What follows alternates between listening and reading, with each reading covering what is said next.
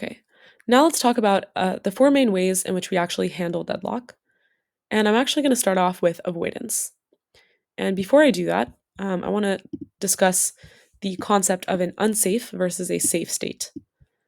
And so we say that our system is in a safe state if there exists an order of scheduling threads in which our system does not reach deadlock. So in this case, every thread's request can be completely satisfied. On the contrary, our system is in an unsafe state if there does not exist any ordering of threads in which we can satisfy every request from each thread, and thus we may be at risk of deadlock. Note that if our system is in an unsafe state, that doesn't mean deadlock has occurred already, but it means that if the system grants further resource requests, we may end up in deadlock. And so this little diagram on the right kind of represents that you must be in an unsafe state to actually reach deadlock, but you can have, kind of a path that alternates between these states, just depending on the threads in your system and the resource requests that kind of alternates you from these states. But typically, we say that if you can detect that your system is in a safe state, you can proceed with scheduling the threads, and otherwise, if your system is in an unsafe state, you do not want to continue scheduling threads that may result in deadlock. Okay, so the goal with avoidance is to try and avoid our system from ending up in an unsafe state. And so we're going to try and look into the future and see if there's an ordering of threads such that we're able to satisfy all of the requests. If there's no ordering of threads that satisfies this property, we know that we're in an unsafe state and we can stop granting resources requests. Now, the little point here on the slide is that if we try and just dynamically satisfy requests one at a time, and just we don't satisfy or we don't complete any requests that would result in deadlock, we may already be too late to the punchline, and the punchline here is deadlock. So if we try and just satisfy each resource request one at a time, we may end up in an unsafe state where there's not enough resources for the other threads. But if we instead kind of look ahead and see what orderings of threads are possible, we can avoid this issue. And we'll see how that actually works on the next slide. Okay, so what are the other mechanisms of handling deadlock? Another one is recovery, which is just we allow deadlock to happen and then we recover from it afterwards. For example, if a thread or two threads are in a deadlock state, if we terminate one of the threads and force it to give up its resources, we can now allow the other thread to continue executing because it's no longer blocked, and in this way we are able to recover from our deadlock. And yeah, now prevention I think is a bit more interesting, and the idea here is that if you can prevent one of the four conditions that we talked about previously, you can also prevent deadlock. And we know that this is true because in order for deadlock to actually occur, all four conditions must be in place, right? So the necessary not sufficient part confuses some people. So just know that if if deadlock occurs, all four conditions must be in place. But if all four conditions are in place, we may get lucky and not get into deadlock, right? So it's kind of a one way if statement here. Yeah. And so a similar concept is like if you're in an unsafe state, you may end up in deadlock, but you may get lucky uh, if you just stop the resource request from actually being granted. So I guess that's not luck. But if you're in deadlock, you must have been in an unsafe state. Okay. Hopefully that makes sense. Might take a minute to wrap your head around, but yeah. Okay, so let's go to preventing and see how we can try and prevent deadlock. So, how can we try and prevent circular wait, for example? Well, if we impose an ordering on our resource types, suppose we assign an identifier to each resource and enforce the policy that each thread requests resources in a specific order, we can potentially avoid circular wait. And an example is uh, in lecture, if you remember the case where we had two threads that are trying to acquire two locks, and thread 1 requests lock 1 then 2, or let's say lock A then B. Thread 2 tries to acquire lock B then A. What could happen?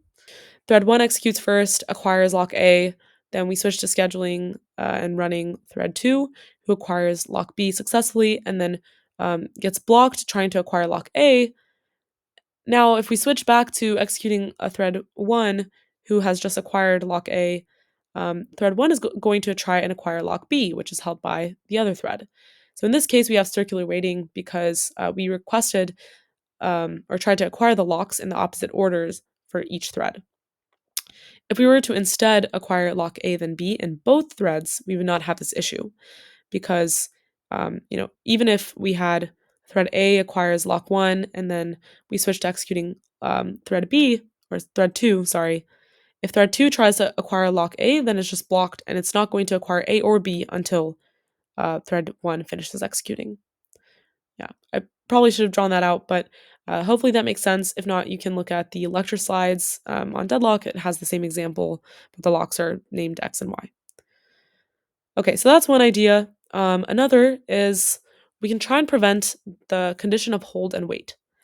And as we discussed in the dining philosopher's problem, the reason we ended up in deadlock before is because we had specified that each philosopher tries to pick up the chopstick to their left and then their right.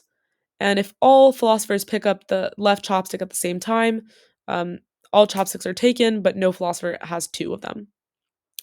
Now, this may not necessarily be the case, or the only case in which deadlock occurs. You could have each philosopher try and pick up the right, or each other philosopher try and pick up the right first, each other philosopher pick up the left. Doesn't really matter, but the issue here was actually that each philosopher was picking up one chopstick at a time.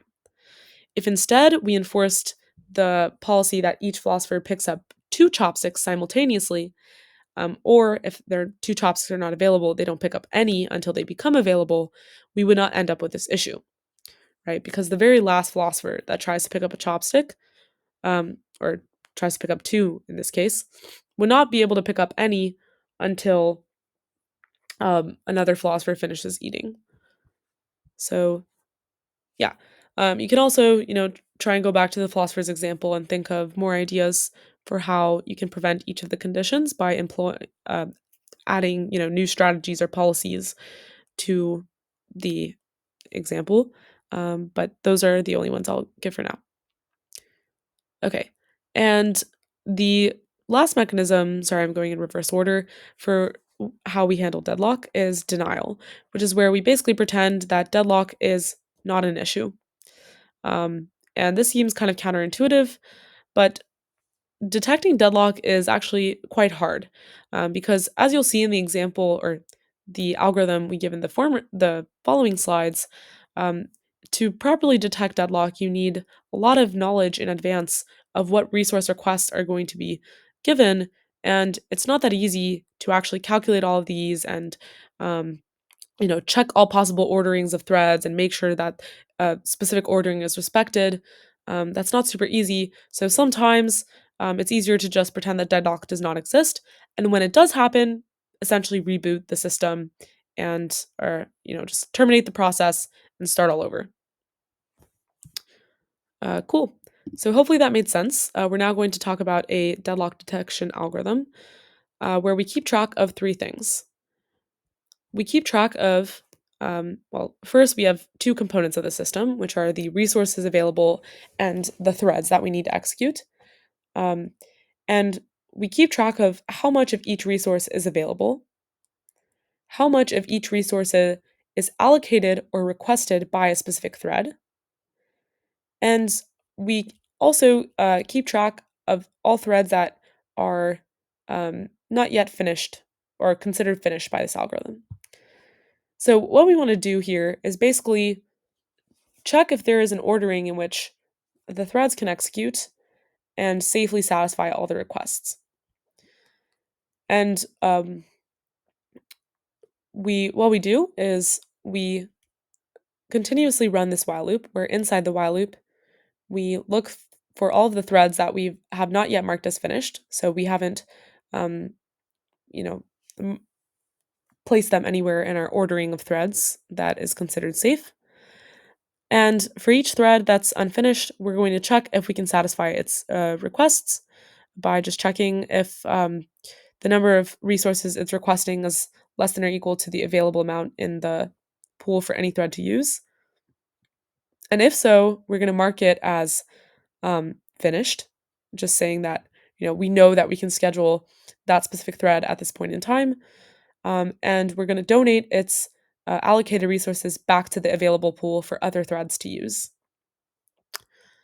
And we also have this done variable here, and if you look at what this Boolean variable is doing, the only time that we want to exit out of this while loop is when, one, we've looked through all of the threads that are not currently marked as finished, and there's no more requests that we can satisfy.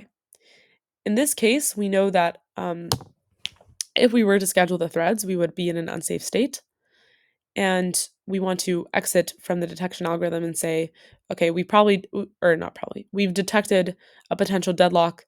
Let's not grant these requests.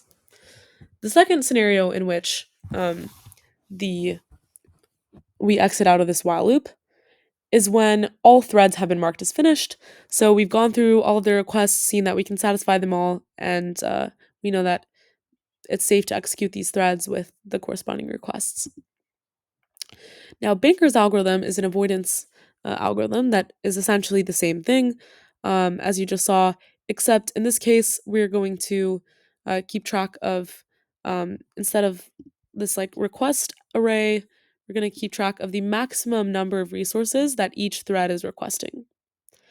And so we are going to check if we can satisfy the maximum amount of resources for each thread,